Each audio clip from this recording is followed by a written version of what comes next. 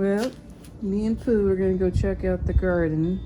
We're having some issues today. It's kind of funny. She likes to stand on the stepping stones.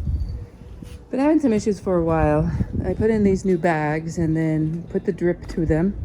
And I noticed they were turning yellow, so the bags are getting too much water.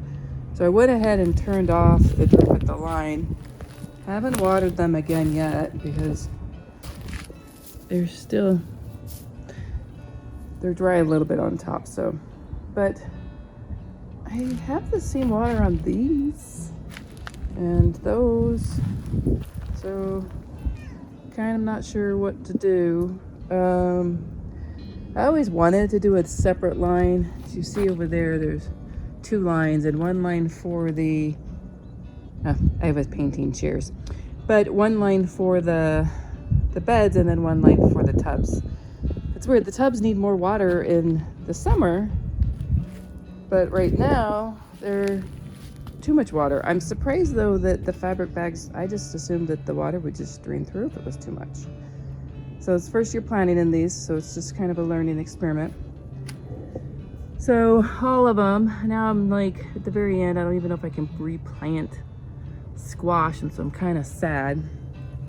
I'll have to look at my county guide, but all of them have some yellowing. The only one that doesn't is this blue peppered squash that I planted for a decoy. Yeah, Pooh. Yeah, you just won't be in the video today? Yeah. And he does have less emitters on his. Granted, these ones have more emitters on theirs. So that's my first issue, is all of them have the plants that have turned yellow.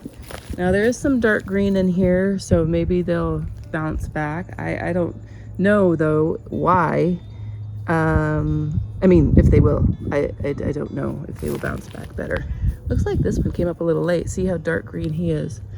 All right, the other issues I'm having are this pepper plant. All of a sudden he's dying off. So I need to check to make sure the water is getting to him. See, he already has pepper on him.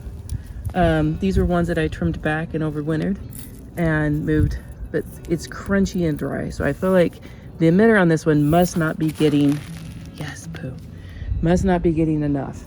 So I need to check the water in those. The other issue, I don't know if I'm gonna see any, but flat-footed bugs on my tomato plants. And right there. I don't know if you see him. I don't have any gloves, but I do come out here and pull them off by hand. I've been having quite a bit of problems with those, but I feel like I've thinned it down. I've smashed them right away. All right. Another issue I'm having are, I guess, a cutter bee.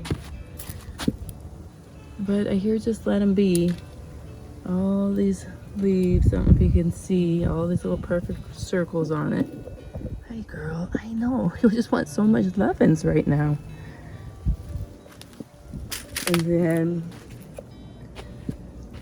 over here, these two peppers that I overwintered.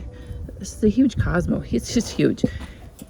See, this one got leaves and grew back. This one was doing good and then died. This one was doing good and then died. Now this one has greened up, so I'm hoping he stays. And then these two down here did the same thing. They acted like they were gonna live and then they didn't. Now this pepper bed is hit and miss. These two are doing okay. This one was overwintered, and you see he got a bunch of new growth. And oh, that's a shishito. He has quite a few little ones on him. He just is not as big as I thought they would be. So I don't know. A little discouraged today seeing this. And then I knew I was having some. Yes, we're doing the painting project over here. We're done painting. Just letting the cardboard dry.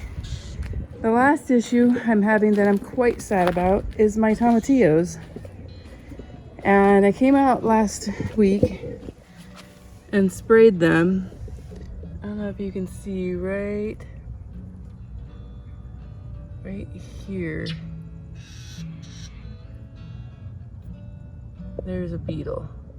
I don't know how to make my, right in there.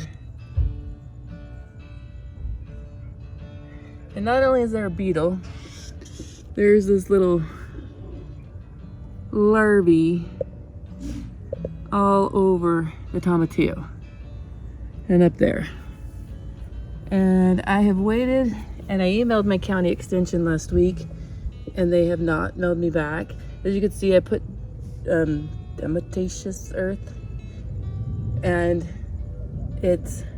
I just am nervous. I think I'm just gonna tear it out.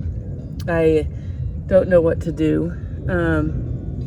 There's these, and then the purple tomatillos are almost as worse. So I feel like I'm just gonna tear them out. And I fear of they spreading of not knowing what it is. I do need to do like a little picture of it and identify this. Maybe I'll reach out to them one more time. And none of my ground cherries did well.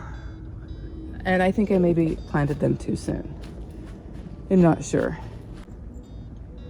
I also noticed my tomatoes that are doing best right now are the ones I put in